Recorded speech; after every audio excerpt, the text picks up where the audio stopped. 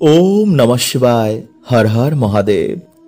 বন্ধুরা, আগামীকাল শ্রাবণ মাসের বড় মঙ্গলবার, তাই কালকের দিনে এই নিয়মগুলো কিন্তু আপনারা অবশ্যই মেনে চলুন। কারণ হনুমানজি হচ্ছেন ভগবান শিবেরই অবতার, তাই এই দিনের মাহাত্ম্য কিন্তু অনেক অনেক গুণ বেশি। তাই কালকের দিনে সামান্য কার্যে আমাদের গ্রহদোষ, বাস্তু সমস্যা, অশান্তি, শত্রুনাশ, দুর্ভাগ্য, আয় উন্নতির পথে বাধা, ব্ল্যাক ম্যাজিক, এমন বিভিন্ন সমস্যা থেকে আপনাদের প্রভু রক্ষা করবেন। কিন্তু তার আগে অবশ্যই বন্ধুরা, আজ এই শ্রাবণ মাসের সোমবারের ব্রত কথা আপনারা অবশ্যই শ্রবণ করুন। এবং আজ এই মহা সোমবারে রাতে এই শব্দটি যদি আপনারা বলে ঘুমান বা আজ এটি স্মরণও করেন, তো বন্ধুরা এতে আপনাদের পরিবার এবং সংসারের কল্যাণ হবে। মহাদেবের কৃপায় আপনারা পরম ভাগ্যশালী হবেন। তাই পুরো ভিডিওটি দেখতে কিন্তু বন্ধুরা একদম ভুলবেন না। বন্ধুরা, শিব পুরাণে অনুসার শ্রাবণ সোমবারে যদি আমরা ভক্তি সহকারে ভগবান শিবের পুজো অর্চনা করি এবং তারপরে যদি আমরা শ্রাবণ সোমবারের ব্রত কথা শুনি, তবেই বন্ধুরা আমাদের এই পুজো সম্পন্ন হয়। কিন্তু বন্ধুরা, এই ব্রত আমাদের কখনো কিন্তু অর্ধেক শুনতে নেই। তাই অবশ্যই কিন্তু বন্ধুরা ভিডিওটি পুরো দেখতে ভুলবেন না। কারণ বন্ধুরা, শিব পুরাণে অনুসার এই ব্রত কানে শোনা মাত্রই আমাদের জীবন থেকে সকল দুঃখে নাশ হয়, মনে জাগে এক অপার শান্তি। ভগবান শিবের কৃপা আমাদের জীবনে এসে পড়ে। তাই অবশ্যই কিন্তু বন্ধুরা ভিডিওটি পুরো দেখতে ভুলবেন না। আমি আশা করছি আপনাদের ভিডিওটি ভালো লাগবে। তার আগে বন্ধুরা ভিডিওটি একটি লাইক করে কমেন্টে হর হর মহাদেব ও জয় শ্রীকৃষ্ণ অবশ্যই লিখুন। বন্ধুরা, অনেক সময় আগেকার কথা, প্রাচীন কালে এক ধনী ব্যবসায়ী ছিলেন। তার কোনো কিছুতে কোনো অভাব ছিল না। দূর দূরান্ত থেকে মানুষ তার এক নামেই জানত। কিন্তু তবু বন্ধুরা তার মনে কোনো শান্তি ছিল না। আসলে বন্ধুরা তারা নিঃসন্তান ছিলেন। কিন্তু হঠাৎই একদিন ঈশ্বরের কৃপায় তারা জানতে পারেন সোমবার ব্রতের মাহাত্ম্য। তাই তারা প্রত্যেক সোমবারে ভগবান শিবের মন্দিরে গিয়ে ভক্তি সহকারে ও পুরো নিষ্ঠার সাথে ভগবান শিবের পুজো আরাধনা করতেন। এই দেখে মাতা পার্বতী একদিন ভগবান শিবকে বলেন, প্রভু, তোমার এই ভক্তকে তুমি এত কষ্ট কেন দিচ্ছ? তুমি কেন তার মনের ইচ্ছা পূর্ণ করছো না? তখন ভগবান শিব বলেন, হে মহামায়া, তুমি তো সবই জানো। প্রত্যেক প্রাণীকেই তার কর্মের অনুসার এই জন্মে তার কর্মফল ভোগ করতে হয়। তাই সেই ব্যবসায়ীও তার পূর্ব জন্মের কর্মফল ভোগ করছে। তখন মাতা পার্বতী বলেন, প্রভু, আপনার কাছে তো কোনো কার্যই কখনো অসম্ভব নয়। আপনি পাপীদেরও ক্ষমা করে দেন। তবে কেন আপনার এই ভক্তকে পূর্ব জন্মের পাপ থেকে ক্ষমা করে তার মনোবাসনা পূর্ণ করছেন না? এই কথা শুনে ভগবান শিব সেই ব্যবসায়ীকে পুত্র সন্তান হওয়ার তিনি বরদান প্রদান করেন। কিন্তু সাথে তিনি এটাও বলেন যে তোমার সন্তান মাত্র 12 বছরই বাঁচবে। তাই কিছুদিন পর ভগবান শিবের কথা অনুসার সেই ব্যবসায়ীর এক পুত্র সন্তান হয়। কিন্তু সেই ব্যবসায়ী জানত যে তার সন্তান বেশি দিন বাঁচবে না। তাই যখন তার সন্তানের 11 বছর হয়, তখন তার মামার হাতে প্রচুর টাকা দিয়ে তাকে কাশিতে পাঠিয়ে দেয়। সাথে এটা বলে, রাস্তায় যত গ্রাম শহর পড়বে সেখানে যজ্ঞ করে ব্রাহ্মণদের ভোজন করিয়ে তাদের অবশ্যই দক্ষিণা দিতে। ফলে বাবার কথা অনুসার তারা দুজনে কাশীর উদ্দেশ্যে রওনা দেয়। রাস্তায় তারা এমন একটি নগরে পৌঁছায় যেখানে এক রাজার কন্যার বিবাহ হচ্ছিল। কিন্তু রাজকন্যার যার সাথে বিবাহ হওয়ার কথা ছিল, সেই ব্যক্তির এক চোখ ছিল অন্ধ। কিন্তু সেই কথা রাজকন্যার বাড়িতে কেউই জানত না। তাই সেই ছেলের বাবা ঠিক করে যে রাস্তায় দেখা ছেলেটিকেই তার নিজের ছেলে বলে রাজকুমারীর সাথে তার বিয়ে দিয়ে দেবে। এবং বিয়ে হয়ে যাওয়ার পর তারা সেই ছেলেটিকে তাড়িয়ে রাজকুমারীকে বাড়িতে নিয়ে আসবে। তাই ভয়ে ছেলেটি কিছু বলতে না পেরে বিয়ের পর রাজকুমারীর আঁচলে লিখে দেয়, যার সাথে তোমার বিয়ে হওয়ার কথা ছিল তার এক চোখ অন্ধ।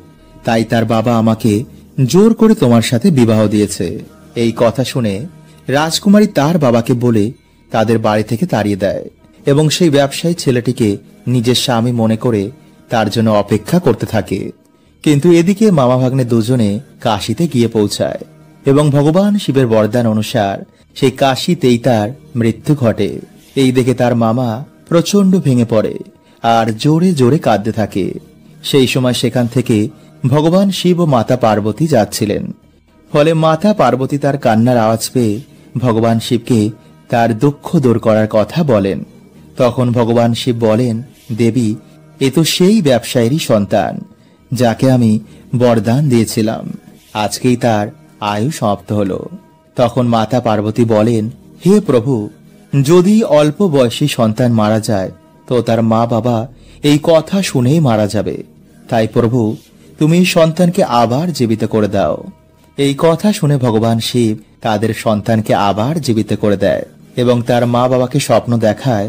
যারা সোমবারের ব্রত পালন করে এবং সোমবার ব্রত কথা শোনে তাদের মনস্কামনা অবশ্যই পূর্ণ হয়। এরপর সেই ছেলেটি বাড়িতে ফেরার সময় সেই রাজকুমারীর সাথে বিয়ে করে সুখে শান্তিতে থাকে।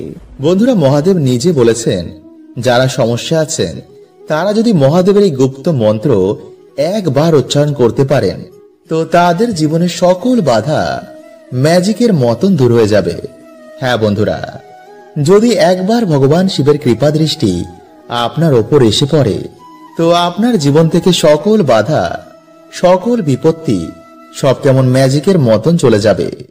বন্ধুরা, আমরা সকলেই জানি যে ভগবান শিব খুব অল্পতে প্রসন্ন হয়ে যান, আবার কিছু সামান্য ভুলেও তিনি আপনার ওপর রুষ্ট হতে পারেন। তাই আজকের ভিডিওতে বন্ধুরা আমরা জানব যে এমন কোন গুপ্ত মন্ত্র যার সাহায্যে আপনি খুব সহজেই ভগবান শিবকে প্রসন্ন করতে পারেন। তো নমস্কার বন্ধুরা, আমি রাজু আর আমাদের চ্যানেলে আপনাদের স্বাগত। তার আগে বন্ধুরা, ভিডিওটিকে লাইক করে কমেন্ট হর হর মহাদেব ও জয় শ্রী কৃষ্ণ অবশ্যই লিখুন। বন্ধুরা, আমরা সকলেই জানি যে দেবী পার্বতীর অপর নাম অপরাজিতা। এছাড়াও ধুতরা ফুল বা ধুতরা ফল ভগবান শিবের খুবই প্রিয়।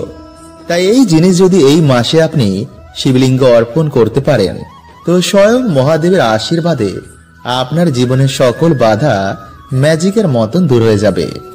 এছাড়াও আপনি শিবলিঙ্গে বেলপাতা অবশ্যই দেবেন। যদি ভক্তি সহকারে আপনি এটি করতে পারেন তো আপনার সকল মনস্কামনা মহাদেব পূর্ণ করবেন।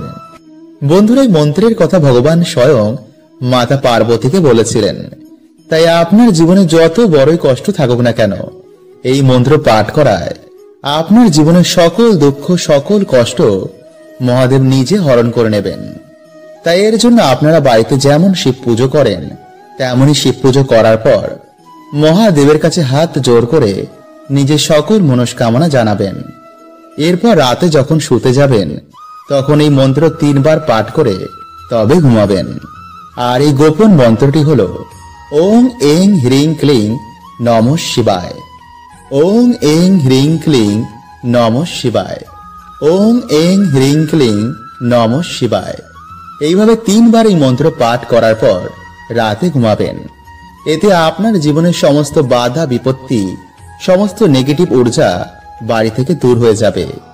রাতে ভালো করে ঘুম আসবে, কাজের জায়গায় আপনার প্রশংসা হবে, আর্থিক সমস্যা দূর হবে, আর সব থেকে বড় হলো আপনি মহাদেবের আশীর্বাদ পাবেন। তাই ভিডিওতে যা যা বললাম বন্ধুরা তা অবশ্যই পালন করবেন। আর বন্ধুদের সাথে ভিডিওটি শেয়ার করতে একদম ভুলবেন না। তাই এই দিনে বন্ধুরা আপনারা এই দুটো জিনিসের মধ্যে যে কোনো একটি জিনিস অবশ্যই পোড়ান। এবং বাড়িতে যদি বন্ধুরা আপনারা ধুনো দেন তো ধুনোর সাথে আপনারা অবশ্যই কিন্তু এই জিনিসটিকে পোড়াবেন। কারণ বন্ধুরা অশুভ শক্তির জন্যই কিন্তু আমাদের বাড়িতে বিভিন্ন রকম সমস্যা দেখা দেয়। তাই যদি বন্ধুরা আপনারা প্রত্যেক মঙ্গলবার বা শনিবার বা কোনো গ্রহণের দিন বাড়িতে সন্ধে আরতির পর বা রাতে এই জিনিসটি যদি আপনারা ধুনোর সাথে মিশিয়ে দেন বা এই দুটো জিনিসের মধ্যে যে কোনো একটি জিনিসও আপনারা কালকের দিনে জ্বালান তো বন্ধুরা কিছু দিনের মধ্যে আপনারা দেখবেন যে আপনাদের বাড়িতে ঝগড়া ঝামেলা মনোমালিন্য কেমন কমে গেছে, সবার মন শান্ত রয়েছে, বাজে চিন্তা মাথায় আসছে না, কাজে পড়াশোনাতেও আপনাদের মন লাগছে এবং সবথেকে গুরুত্বপূর্ণ হচ্ছে যে নেগেটিভিটির জন্য আপনাদের উন্নতি আটকে ছিল তা থেকেও কিন্তু বন্ধুরা আপনারা বেরিয়ে আসবেন। ফলে আপনাদের আর্থিক উন্নতি অবশ্যই হবে। কারণ বন্ধুরা এই সৃষ্টিতে যেমন সমস্যা রয়েছে তার সমাধান রয়েছে, যেমন খারাপ রয়েছে তেমন ভালো রয়েছে। তাই কিছু নিয়ম যদি বন্ধুরা আমরা আমাদের জীবনে ধারণ করি তো ভগবান আমাদের সুখ শান্তিতে ভরিয়ে দেন। তাই ভিডিওটি কিন্তু আপনারা অবশ্যই পুরো দেখুন এবং ভিডিওটি বন্ধুরা আপনারা একটি লাইক করে কমেন্টে আপনারা বলুন জয় শ্রীকৃষ্ণ, হর হর মহাদেব। বন্ধুরা প্রাচীন কাল থেকে আমাদের বাড়িতে পুজোর সময় ধূপধুনো ও প্রদীপ ধরানো হয় এবং সাথে শঙ্খ বাজানো হয়। কারণ বন্ধুরা এই সকল কার্যে যেমন দেবদেবীরা প্রসন্ন হন তেমনি নেগেটিভ এনার্জি ও জীবাণু এতে অনেক নাশ হয়ে যায়। তাই প্রত্যেক বাড়িতে আমাদের সন্ধ্যাবেলায় সন্ধ্যা আরতি করার পর এমন অবশ্যই করা দরকার। কারণ বাস্তু শাস্ত্র বলছে যে আমাদের বাড়িতে জমায় অশুভ শক্তি আমাদের পুরো সংসারকে তছনছ করে দিতে পারে। যেমন পরিবারে কেউ কারোর কথা শুনতে চায় না, হঠাৎ করেই সম্পর্কের মধ্যে ফাটল, স্বামী স্ত্রীর মধ্যে ছাড়াছাড়ি, মাথায় সর্বদা বাজে চিন্তা আসা, ডিপ্রেশন, রোগ ব্যাধি, দুর্ভাগ্য মানুষকে ঘিরে ধরে। আসলে বন্ধুরা দেখবেন মেঘের জন্য যেমন সূর্যের আলো ঠিক মতন প্রবেশ করতে পারে না, তেমনি বন্ধুরা এই নেগেটিভিটি, এই অশুভ শক্তিও আমাদের জীবনে সৌভাগ্যকে আসতে দেয় না। তাই বন্ধুরা বাড়ি থেকে এবং আমাদের জীবন থেকে এই অশুভ শক্তিকে দূর করার জন্য সবার প্রথমে আপনারা যা করবেন তা হচ্ছে সন্ধ্যেবেলায় আপনারা সন্ধ্যে আরতির পর ভগবান শ্রী রামকে স্মরণ করে হনুমান চল্লিশা পাঠ করে তেজপাতা, এলাচ এবং লবঙ্গ মিশিয়ে আপনারা ধুনো জ্বালান এবং সেই ধুনোর গন্ধ আপনারা বাড়িতে সব জায়গায় ছড়িয়ে দিন।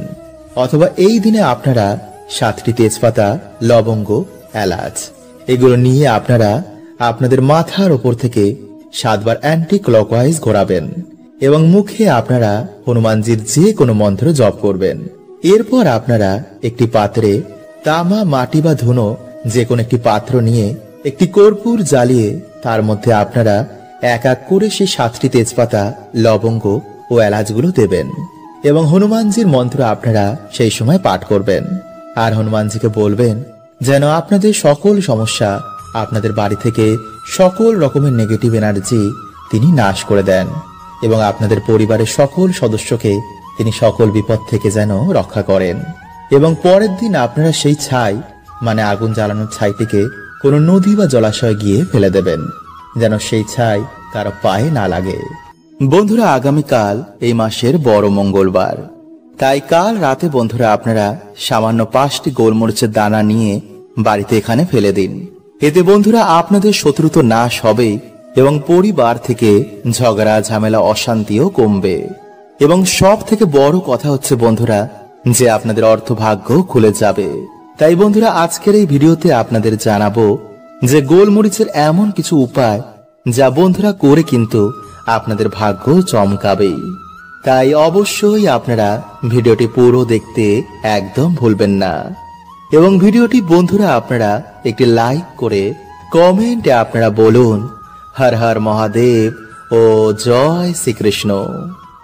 বন্ধুরা বর্তমানে ব্যস্ততার মধ্যে প্রত্যেক মানুষই চায় যে জীবনে সহজেই যেন সফলতা আসুক, পরিবারের মধ্যে সুখ, শান্তি এবং সমৃদ্ধি বজায় থাকুক, তাই না?